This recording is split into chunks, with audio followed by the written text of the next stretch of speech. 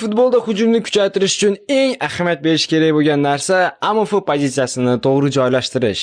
Siz bilasizmi, AMFga noto'g'ri o'yinchilar qo'yadigan bo'lsangiz, o'yinchilaringiz yaxshi ochilmaydi, hujum samarali bo'lmaydi. Bir mantiqsiz hujumlar qila olasiz, xohlaganingizga pas bera olasiz. Bugun o'yindagi eng muhim pozitsiyalardan biri AMF haqida gaplashamiz. AMFga qo'yish mumkin bo'lgan o'zi 4 tacha variant bor. Bittasi profilik winger, hole player, deep line forward, creative playmaker hamda classic number 10. Shularni hozir batafsil tushuntirib beraman. Birinchisi creative playmaker. Odamlar eng ko'p mana stildagi o'yinchilarni AMFga qo'yishadi. Ularning asosiy vazifasi orqadan hujumga qo'shilib borishlik. Ya'ni oldida o'ynamaydi, balki himoyadan hujumga qo'shilib boradi hamda asosiy paslarni shular beradi. Ya'ni bunaqa o'yinchilar uchun основной statistikasi pasi zo'r bo'lishi kerak.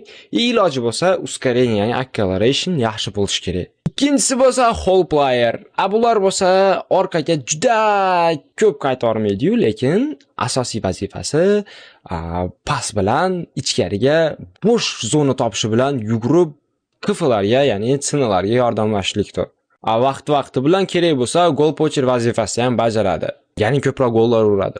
Uchinchisi profilik wingerni AMF sifatida foydalanish. O'zi bilamiz, profilik wingerdagi stildagi o'yinchilar asosan ikki qanotda o'ynaydi. Endi agar ularni ikki qanotga emas, balkim AMFga qo'yadigan bo'lsangiz, ular nimalar qilib beradi? Qanday foydalar tegadi? Ular tezlik yaxshi bo'ladi, dribling zo'r bo'ladi, finishing yaxshi bo'ladi. Masalan, Neymar deylik, dribling yaxshi, tezlik yaxshi, даже pasi ham yomon emas. Masalan, Messi ham shunaqa cool, finishinglari ham zo'r. Shuning uchun ularni AMFga qo'yish tavsiya etiladi. Garchi ular AMFni qanot tarafida o'ynasa ham ko'proq ochiq holatda turadi, ya'ni yopilib qolmaydi. Shuning uchun profilik winger AMF qo'yish maslahat beriladi.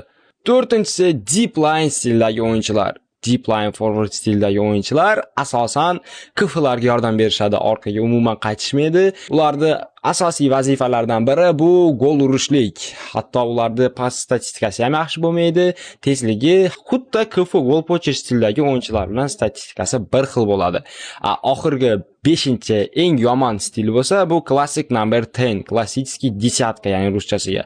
U stil o'yindagi eng yomon stil. Ular umuman pressing ham qilmaydi, bir asosan KFga ham yordam bermaydi.